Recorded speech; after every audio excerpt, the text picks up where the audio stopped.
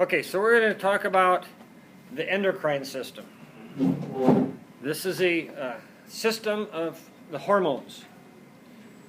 This is the hormones. Now, what is a hormone? Does anybody know? What are hormones? Yeah, what's a hormone? They are chemicals released in the body. Okay, keep going. Yeah. What do they do? What's the chemicals do? They affect various parts of the body. They affect various parts of it. You're doing great. Very non-committal, but you're doing great. Yes, sir. You're getting there. If you keep going that way, you'll finally get it figured out. So the hormones are chemicals that are secreted into the bloodstream that travel throughout the whole body that elicit responses for some reason. Do males and females have the same hormones? No. Well, they have some that are similar. No, some that are similar. Anybody else got another idea or guess? It depends. Different people can, some people can have, more female, even though they're a female, they can have more male hormones. So then they all do have the same hormones. But not in the same amounts. Or There you go. Very good. You got to it. I knew you would. We all have the same hormones, just in different varying amounts. The hormones that make girls girls, or women are different levels than males.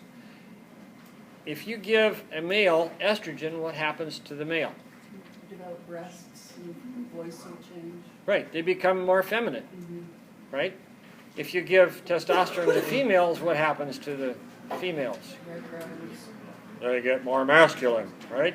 They start calling them Bubba, right? So we can alter those, but we all have the same hormones in just different amounts. But a hormone is a chemical messenger secreted into the bloodstream that gives a response to the organs. And it will go throughout the bloodstream until it hits a target cell. A cell that has receptors on it that will accept that hormone. And then that hormone can make a response. These are the hormones in the body. Have these memorized. By tomorrow we're going to have a quiz on them. Is this April Fool's? No, this is not. I'm joking. I'm joking, okay? I put these on here so that you see that, most people think hormones, testosterone, estrogen, progesterone, and that's it, right? That's about all you got. That's what makes us hormones. But look at all these hormones. Adrenaline, aldosterone, calcitonin, cortisol, dopamine, glucagon, growth hormone, insulin, leptin, melatonin. Melatonin? That's a hormone? Yeah. Renin, testosterone, estrogen, oxytocin, tons and tons of hormones coursing through your bodies right now. Constantly moving through your system. You're producing them in different levels at different times of the day and different times of your life. Okay? What is O-estrogen? You've got estrogen and O-estrogen. That's the English way of writing it. Oh, of course, yeah. The English got a thing with O's. I don't know what it is, but that's okay. That's cool. Exocrine and endocrine glands. Two types of glands in the body. Exocrine glands are glands that have ducts. Now these aren't quack quack ducts. These are ducts, tubes that come off these glands. They take the chemical and they dump it somewhere. The endocrine glands produce a chemical, but they don't have a duct. They dump it right into the bloodstream. So it's a direct shot. So they produce testosterone, boom, it goes right into the bloodstream, it circulates throughout the body, and it hits very quickly. A good example of that is epinephrine or adrenaline. Adrenaline is produced in the adrenal glands, it goes directly into the bloodstream, and then it courses throughout the whole body, and it gives you superhuman strength. Stimulates your body to fight and flight. Yes? What chapters are going to be in the next exam? That'll have to look at. I don't know for sure right now. Who's chapter 2? We probably, since we have just a few classes left, we'll probably put these on the final, shorten the comprehensive part of the final up and have 2 parts. Old and new. That's what it's looking at right now. Now, we talked about the nervous system last 2 chapters. The endocrine system and the nervous system have a lot of similarities, but there's still some differences. The nervous system is both electrical and chemical because it has the neurotransmitters. The endocrine system is only chemical. It's only chemically based. There's no electrical impulses with it.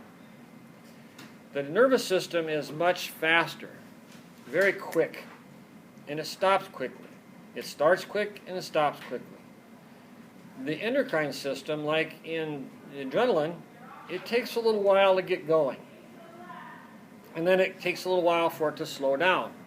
A good example of this, okay, you're driving into this class and you look in the rearview mirror and there's a policeman back there. Initially, you're scared. A lot of things are going through your head like, oh, I'm going to have to pay a fine, I'm going to lose my license, Mom and Dad are going to kick my nose, you know, they're going to be really, bad stuff, right? That's the nervous system kicking in. You're scared. Then, by the time the policeman gets to the car, your adrenal glands are producing adrenaline, and now you're really excited. Your heart rate comes up, your blood pressure goes up, you're ready to fight or flight. You don't want to fight the policeman, though. Okay? Not a good thing. And you don't want to run either. But you have that, and it stays that way. After the policeman leaves, you're driving down the road and your heart rate's still up and your blood pressure is still up because that adrenaline is still in the body. The liver has to take it out and bring you back to a normal situation. Okay? So, endocrine system is slower and it takes a long time to get it out. The nervous system adapts very quickly to different stimuli, like a scratchy sweater or a smell. The nervous system takes a while for it to go away and to respond. The nervous system is targeted and specific in one organ. Okay, so if you have a nervous system, it's going to stimulate your bicep muscle to contract. The endocrine system will affect most everything that is a target cell. It's widespread and generally all over the body. So these cells have these hormone receptors. They're located on the plasma membrane on the outside of the cells. And when the chemical, the hormone, comes to that cell, it says, oh yeah, we fit together really good. A lock and key mechanism. They kind of lock together and it pulls that hormone into the cell and then the hormone makes that cell do something. Different hormones do different things in the body to different cells.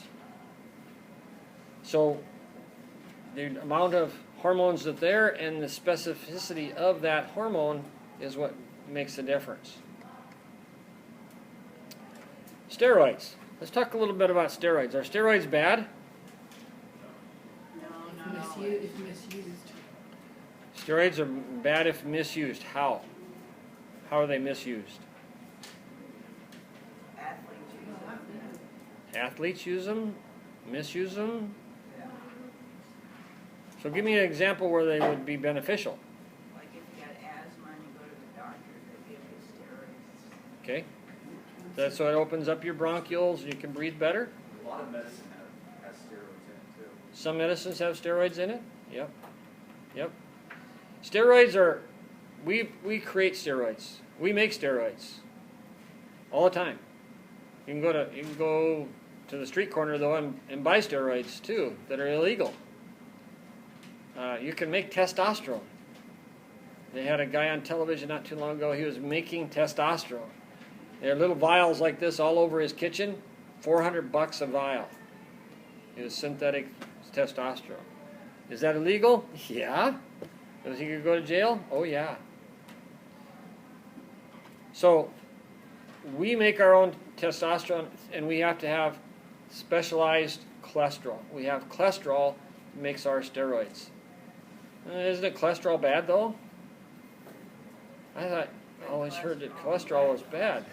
I know that. Right? Cholesterol is not bad in the right levels. It becomes bad when we have the wrong type of cholesterol in the wrong levels. So we have to have certain oils in our body, cholesterol and other oils, to make our hormones. Females that have less body fat have a hard time making hormones in their system. You have someone that is a long-distance runner, for instance. It's a marathon person, a female. They become very, very thin because they're running. They don't get enough, and they eat very well, like they're on just protein. There's not a lot of fat. So they don't have fats in their body to make the estrogen and progesterone, and they lose their period. They lose their monthly menstrual cycle. It makes it so they can't get pregnant. They have a very difficult time. They quit running, they put on a little weight, boom, they get pregnant right away. Well, maybe not right away, but soon after that, right? So we need hormones, we need some cholesterol to make those hormones. We also have some non-steroid hormones that are water-soluble. They work through more enzymes, and they are fast-acting, seconds to minutes.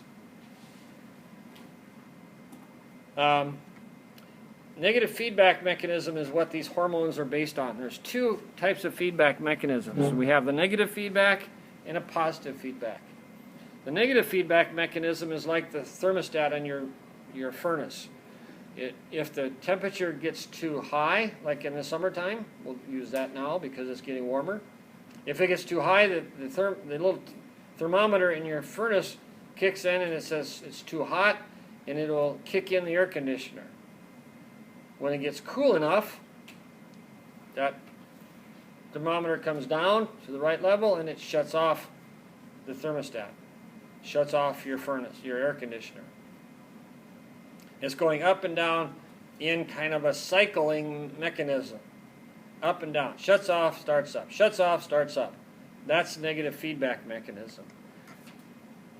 And that's what we do with our hormones. If the hormone levels are high, we shut them off. We shut the production off. If they're low, we start the production up. Right? We need more of it. And where we do that is in this area here. We have the pituitary gland. It is our master gland of the body. It produces our hormones. And it can stimulate different parts of the system. So the pituitary is up in the brain, right behind, right about here. If you take and push really hard, you'd hit the pituitary inside the brain. Of course, you'd have to go through all those bones and all that stuff and all the blood and blah, blah, blah, right? So we don't want to do that. It has two little pieces that hang down, anterior and posterior. The anterior part of it will secrete, in this case, thyroid stimulating hormone, goes to the thyroid gland. The thyroid gland then produces thyroxine, thyroid hormone, that goes back and it shuts off the production of thyroid stimulating hormone. Up and down, up and down, up and down. If it's too high, it shuts it off. If it's too low, it starts it up. Okay? Everybody see that? The negative feedback mechanism, stimulation. Positive feedback is a situation where when the hormone is being produced, and then it'll keep being produced until it gets to that point and then it stops. A good example of that is blood clotting, and another example is pregnancy. About 9 months, we really don't know sometimes why, but the mother starts to have labor contractions. The uterus starts to contract because of a chemical that's produced in the posterior pituitary up here called oxytocin. The oxytocin will be produced and produced. It keeps being produced until that baby is born. And that oxytocin makes the contraction stronger and stronger. The more oxytocin, the stronger the contraction, the more the baby's going to be pushed out. Right? So that's a positive. It keeps going, going, going until the baby's delivered and then shuts off. It doesn't go up and down. It just keeps going up and up and up and then shuts off. Right? Positive feedback. So when we produce a hormone, we can produce adrenaline. We get all nervous, we get all excited, And when the danger is over, or when that episode is over, the body has to take out that adrenaline. Otherwise, we'd stay all nervous and excited forever. We have to continually remove it from the system. And to do that, the liver and the kidneys do that. It filters them out, gets rid of that. Now, once that's gone, or even before that's gone, we can put more adrenaline in and start it up again. Right? We can get that going again. It's an up and down negative feedback mechanism. But in order to clean the system out completely, the liver and the kidneys do that. Now, inside of our brain, we have a part of the brain called the hypothalamus. This regulates primitive functions of the brain. One of the good ones is, from water balance, how much water we have in our system, to the sex drive. Our sex drive is determined by a lot of different things, a lot of parts to the sex drive. In males, testosterone is the driving force behind the sex drive. Up to the point where you turn into puberty, you start puberty, there's really not a lot of sex drive, but when puberty hits, boom. It's just like a raging horn dog. It's just terrible. And it keeps going and really doesn't ever stop in a lot of guys, right? Some people get it too much, actually. Females, testosterone also drives the libido. A little bit of testosterone makes females more amorous in their cases. So estrogen, progesterone, it has to be in the right balance to make things work. If things drop, you'll find a lot of women when they hit menopause, their estrogen, progesterone levels drop, a lot of things change. They get hot flashes, they have heart disease, they can do a lot of different things, a lot of different symptoms. One is decreased libido, decreased sex drive, because of those hormones are all dropping during that time. So what happens if a woman takes Viagra? Not much, because Viagra is basically designed to dilate the male penis, so it allows it to become engorged. Viagra really doesn't cause sex drive. It just causes them so you can have sex. They always show on TV they have Cialis and whatever, right? Viagra. Well, it really doesn't increase your drive, your desire. It just makes it so that you can. Your desire has to still be there, or it won't happen one way or the other. But no, they haven't come up with a little blue pill for women. Well, they do, but it's not really very effective, they say. So here are some hormones that are produced by the hypothalamus. Somatostatin, growth hormone, thyrotropin, which is from the thyroid, gonadotropin from the gonads, corticotropin from your adrenals, prolactin from, helps with nursing, and then dopamine from your brain. So these are all produced inside the hypothalamus and the pituitary. Pituitary is a small little organ. It's located behind the sella turcica. It's in the sella turcica, and it has two parts: adrenal hypophyseal and the neurohypophyseal. They have big names for anterior and posterior lobe. Many years ago, my kids were little, and they would go outside and they would wait for the bus. The neighbor kids would come over and they would wait with them. And there was this little girl. She was very active, very thin, very energetic, just bouncing all over the place, right? So didn't see her after a while because the kids went to different schools and stuff. And then one day, her mom and her came into my office I think the mom was going to get an adjustment. And I looked at that little girl, and she hadn't really grown a lot, but she'd gotten really heavy, and she had whiskers on her face. I mean, it was like she had sideburns almost. And I said, "What's happening here?" She used to be real thin, very, very, very energetic. And Mom says, "Well, she's been really tired lately," and took her to the doctor, and he said, "Well, she just about ready for a growth spurt. She's going to come out of this, eat salads. Watch your weight. I said, no, really, you take her back. There's something else wrong here. I may not be the smartest guy in the world, but I know some problems. And nope, took him back. Nope, she's right at the growth spurt. She's hitting her puberty. She'd be fine. I said, no, you go to Iowa City, you get an endocrinologist, and you get this looked at. I went over there and found out she had a tumor on her pituitary gland. If they would not have taken it out, she would have died. And all they did is they go up in her nose, they break the bones in there, go in, and they took a little chunk off, and she's got a baby, she's got a kid, she's healthy, she's alive. You know, awesome. I think you're the coolest guy in the world, huh? Yeah, she's a really beautiful young lady, and it's one of those things where you have to ask questions. You have to pursue it a little bit more. It can be a problem. It may not be a problem. This is just a diagram that shows where all the hormones that come off this and where they go. There's the adrenals, the thyroid, ovaries, testes. This is where they focus on. Okay, so every one of these hormones has a different part of the body that they affect. Anterior pituitary, these are the ones they have here. Growth hormone, thyroid stimulating hormone, gonadotropins, adrenocorticotropic hormones, prolactin, and melanocyte. Okay, big deal, right? These are big names for hormones. And am I going to ask you to spell them? Probably not.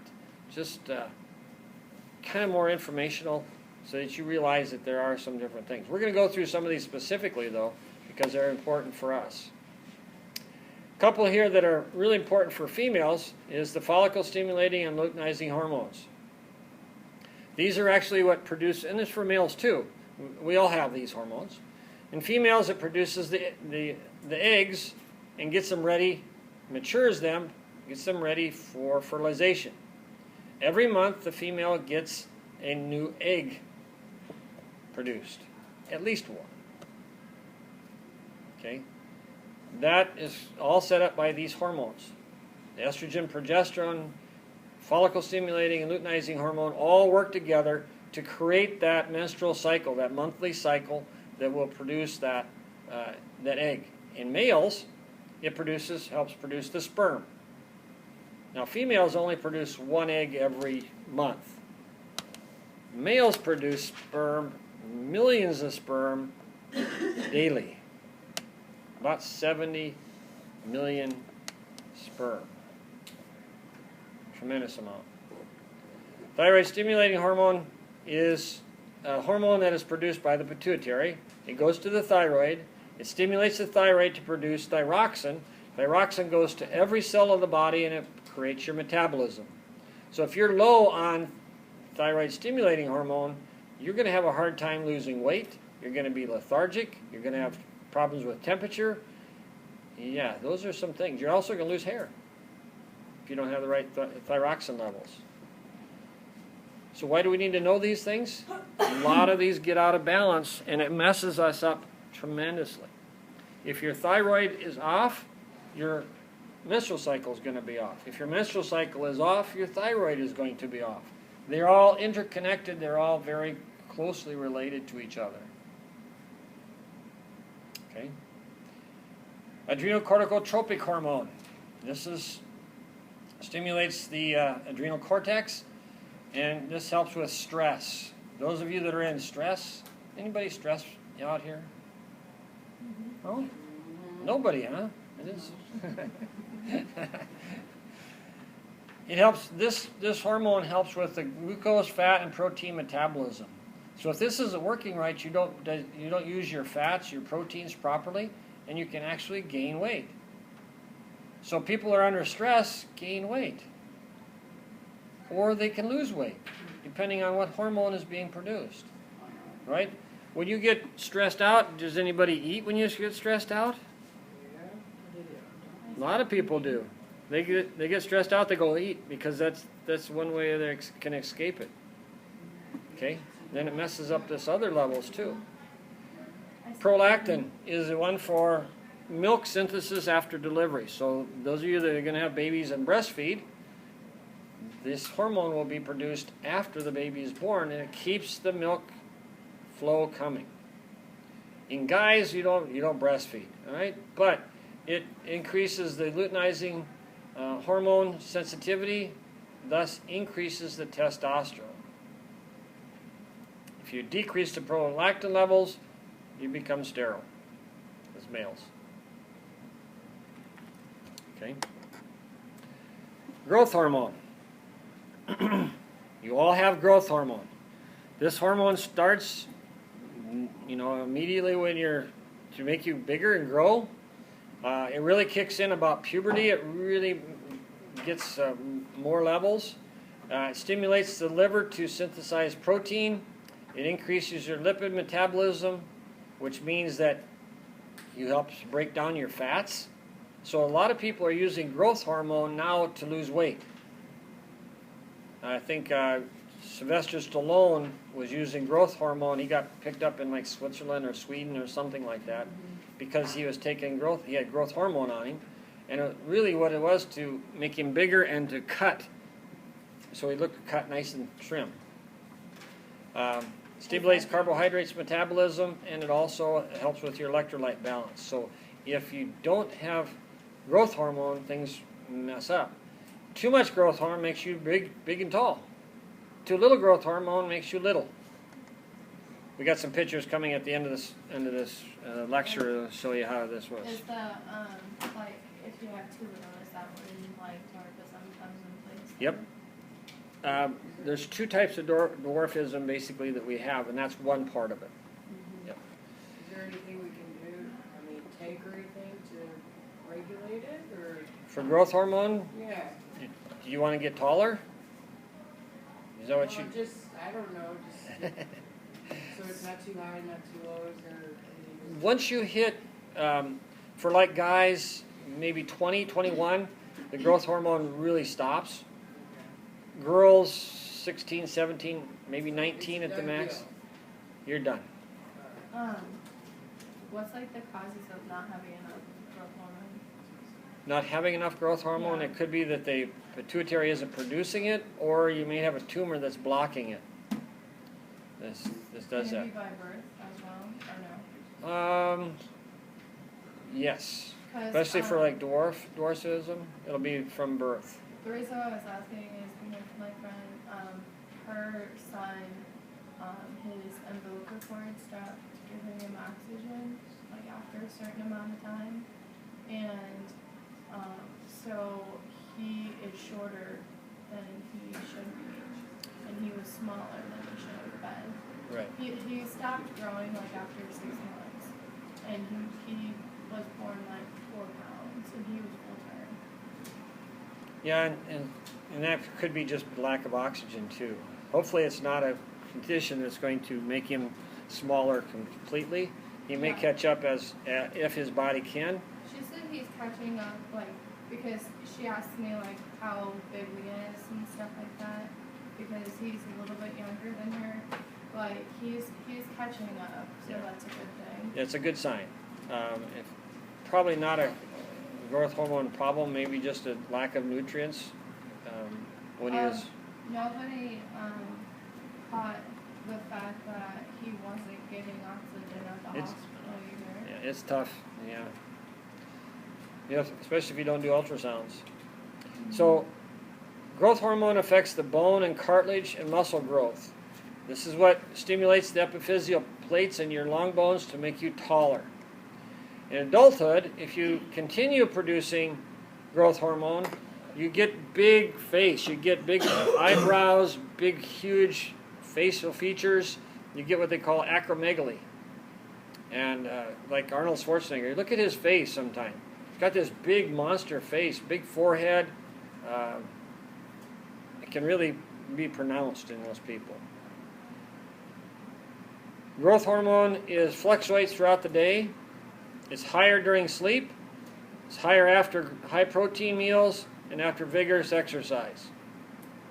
So if you want your kids to grow big and tall and strong, you give them lots of sleep, a protein diet, and lots of vigorous exercise, and they will grow much bigger. Growth hormone is, you actually grow more at night than you do during the day. So you wake up, you go to bed at one night, and your pants fit pretty good, in the morning you wake up and they're 6 inches too short. Maybe not quite that much, but you really do grow. They're lower after carbohydrate meals. So if you want your kids to be short and not grow, give them lots of pizza and chips. Let them sit around and watch video games or play video games and TV. And don't let them exercise. Keeps them small, keeps them fat, and you don't have to worry about growth hormone. Don't do that. Give them a good diet. Make them exercise. Get them out and run. Posterior pituitary is connected to the hypothalamus, and a lot of these hormones are stored in the posterior pituitary. These are the two main ones that are in the posterior pituitary.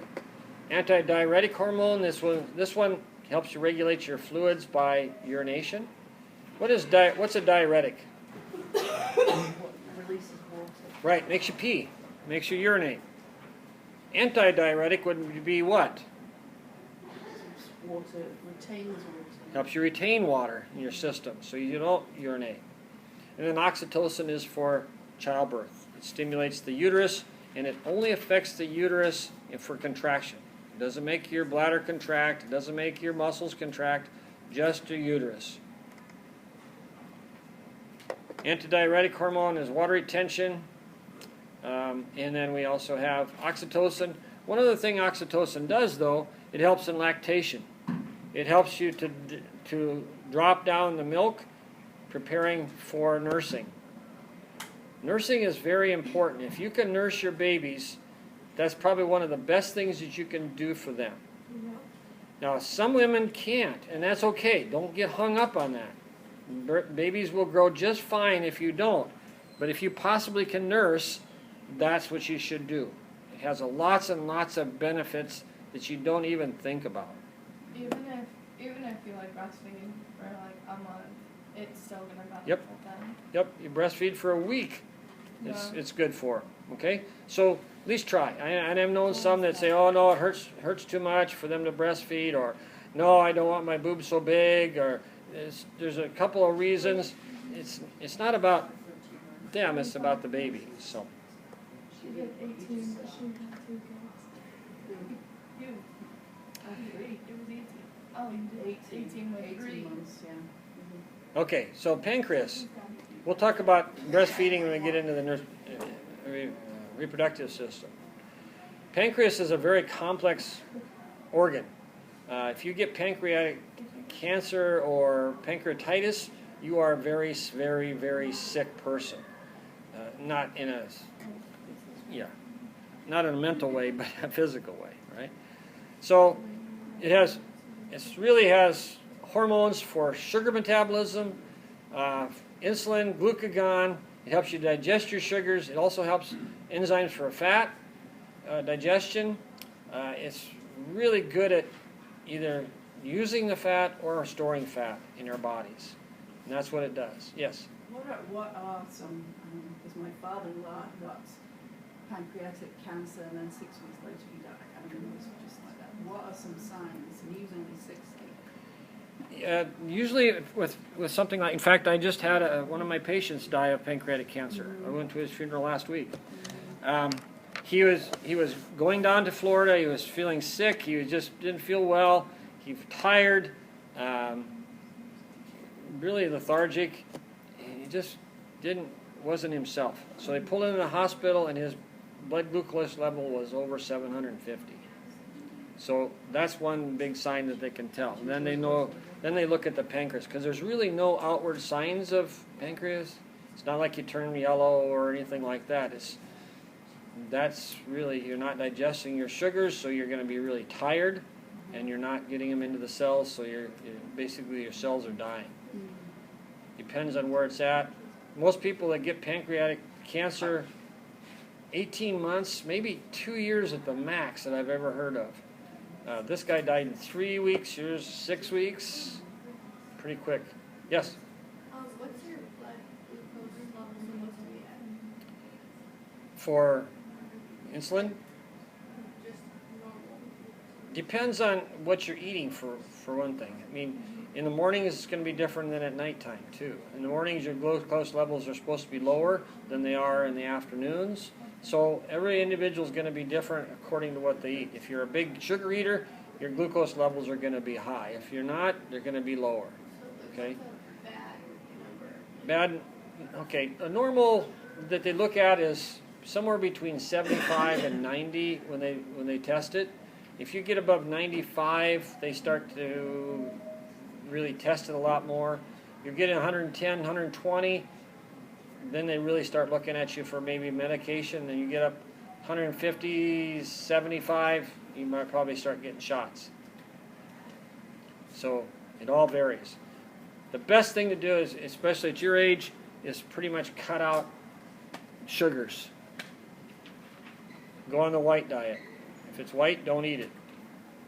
You know, that's going to keep your sugar levels way down.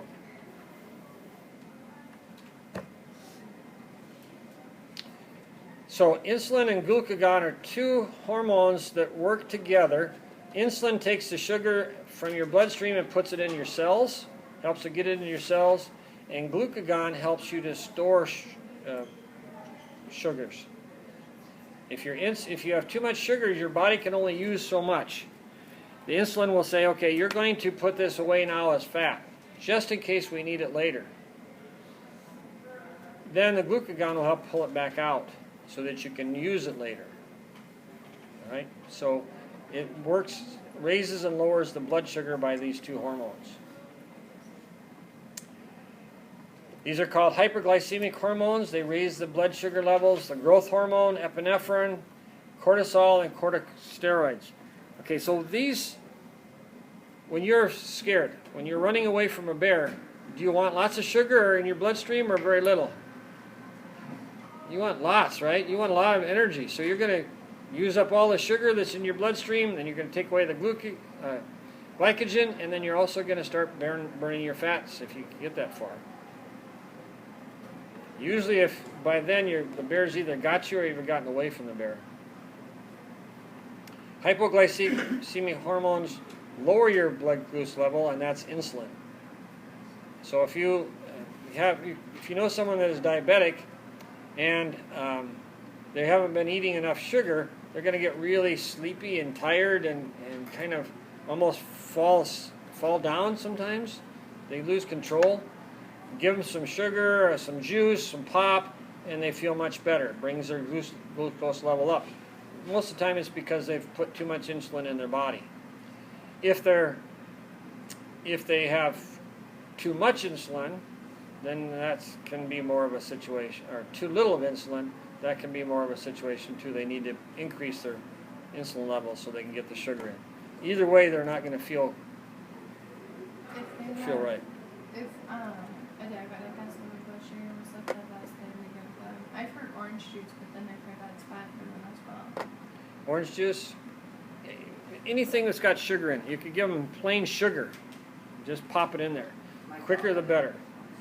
So the reason they give them orange juice is it's a little bit different type of a sugar. It's not really just, and it gives them a little bit of taste too. Yeah.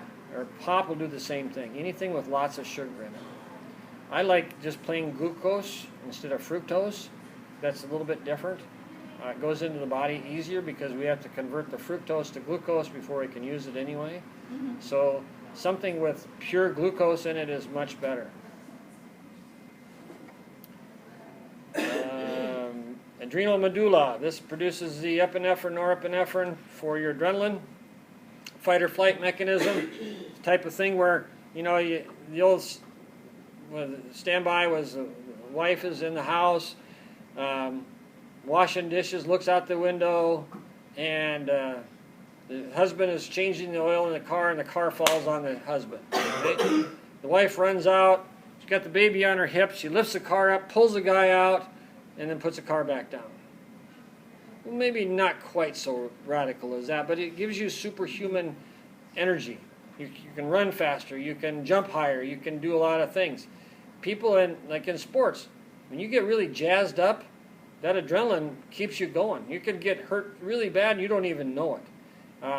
People are in car accidents. They go through the windshield, they're walking around, and all of a sudden the adrenaline kind of starts going out of their body, and they sink down. They broke their neck, but their adrenaline kept them going up to that point. Okay, so it's really fantastic stuff. Epinephrine, norepinephrine. You get this going, and you feel wonderful. Feels great. Yes. Don't they put like adrenaline in like IVs, like if you're after a car accident? It could be. Depends on the situation. But if epinephrine is one of these that they'll inject into you, like if you have a bee sting, they call them EpiPens. Yeah, they inject them in so that it'll bronchial dilate, makes your bronchioles so you can breathe better. It does the same thing if you're scared and running away from a bear. Your bronchioles will dilate so you can breathe better. What would happen if you were in a wheelchair and just took it every day? Would you die? No, Like too much adrenaline? probably not. No? You'd feel great. You'd feel like you're flying, but you probably wouldn't die from it. Some of them may even make them inject them into the heart so it goes in directly, faster. Oh my goodness. Problem with that is the heart's beating. Adrenal medulla, this one is sympathetic nervous system. It releases norepinephrine, increases the alertness, anxiety, fear, increases blood pressure, heart rate, airflow, increases your metabolism. You burn more calories a lot of times, but at the same time you need more calories. So this is your stress. This is your stress hormone. If you have a boss that's a jerk and tells you you're worthless all the time, or get busy, you're not working, blah blah blah blah blah blah blah blah blah, that's a stress. Maybe you guys are too young for that, but you have somebody that's like that. Yeah, well, he just I work at Booney's, and Booney's really particular about how he likes everything. Yep.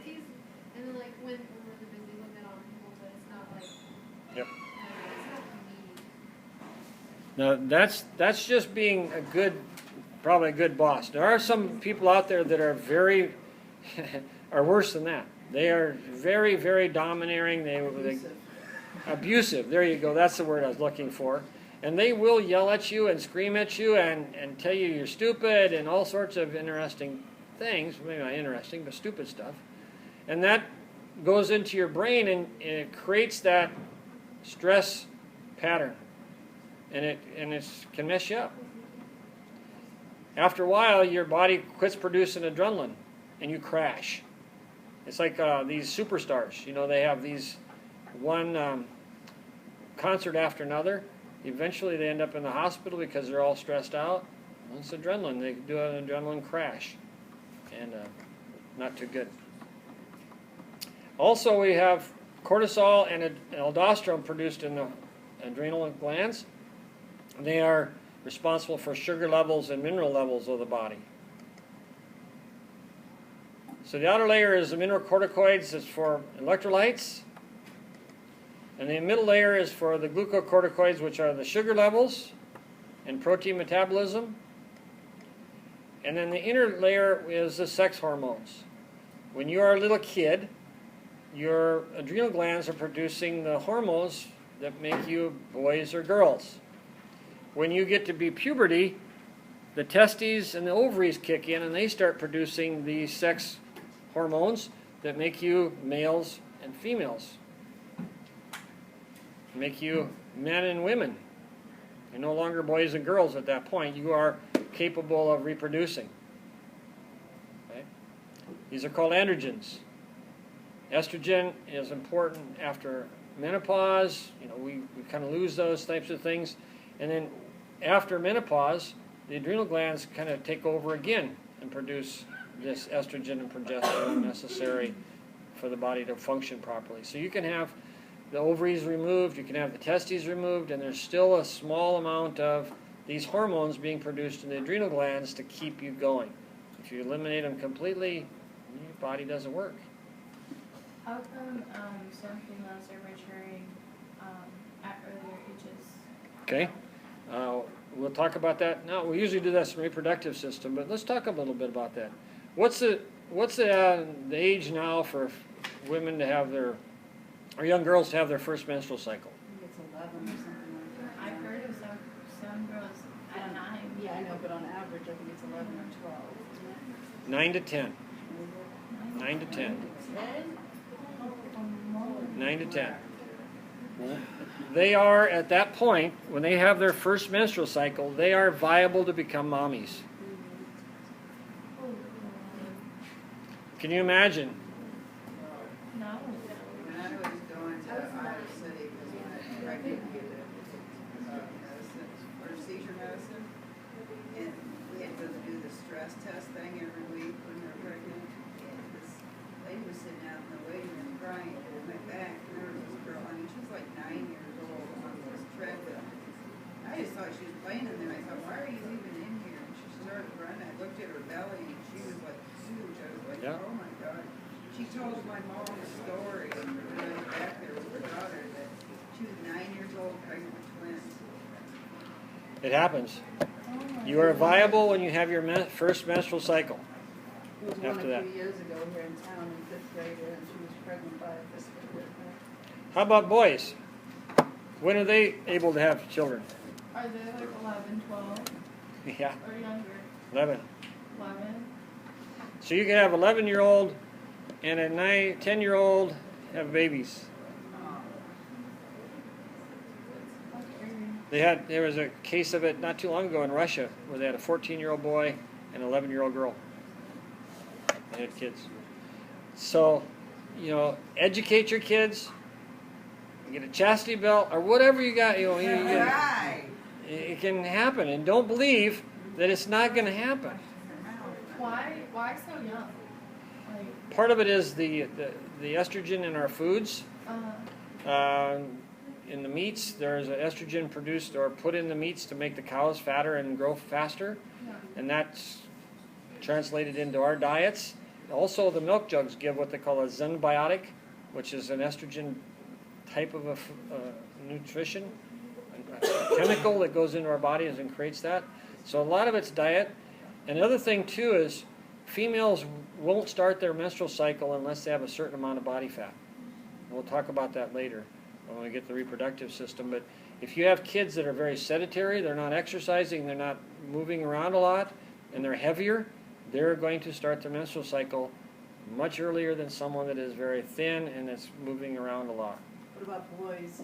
Does their weight affect? No, No. not really. You're going to have boys that mature very young, and then others 15, 16 years old, they still don't have hair on their legs, right? They're still not going through that. So it just depends, I think, a lot more on diet than anything else. That's crazy. Thyroid. Thyroid is another one that it's a widespread hormone. It goes throughout every part of the body. It goes to all the cells of the body, and it pretty much sets your metabolism.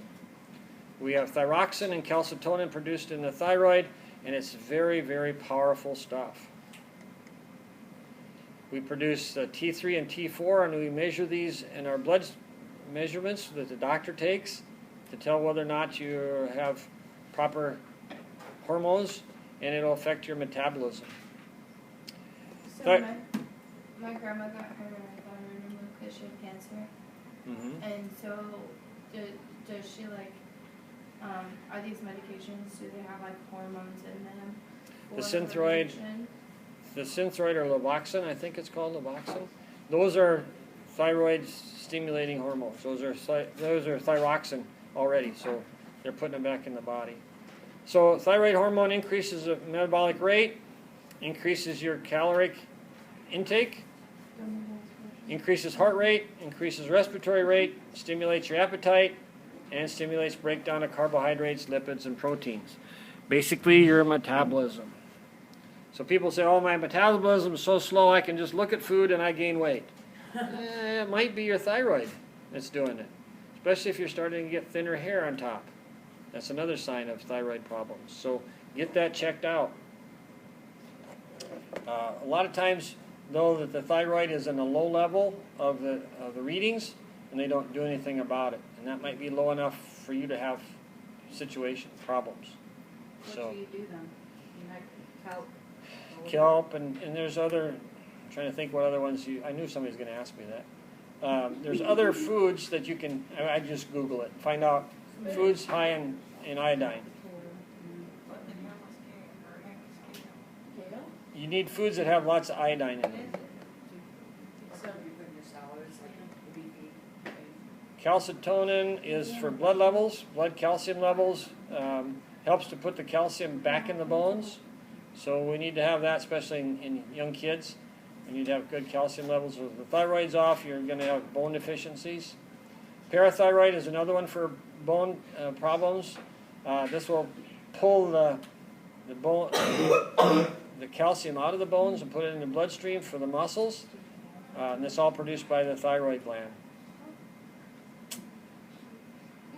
So we're going to increase the calcium absorption, decrease calcium excretion, and increase bone reabsorption of the calcium. So we'll try to make it, try to keep our heart and our muscles working. We pull the calcium out of our bones and put it in the bloodstream. And the parathyroid hormone does that. Calcitonin puts the calcium in the bones. The parathyroid takes it out of the bones. Testes. These are located in the external abdominal sac called the scrotum. One thing about the testes, they have to be, to make them function properly, they have to be at the right temperature. So they get closer to the body and further away from the body depending on the temperature and the ambient temperature outside. Basically, they produce testosterone, and lots of it. If you take an excise or take off the testes, the sex drive goes way down. In some cases, they've used this in the past for predators, sexual predators. They will sterilize them, either chemically or physically sterilize them, and it drops their sex drive to the point where they usually don't care about sex at all anymore. It makes it also so that you're impotent. You cannot get an erection if you take away the testes. I don't care how much Viagra you pump in there, I don't think it's going to work. It might though. The testosterone might, or Viagra might work with that. But, so it produces testosterone and estrogen in the interstitial cells. Males and females have the same hormones, just different levels. And we function in the production of sperm and the sex drive. Males have lots of sex drive and produce lots and lots of sperm. Males produce sperm from the time they hit puberty until the time they die. They're viable to have babies. You could have a 95-year-old guy have babies with a 25-year-old woman.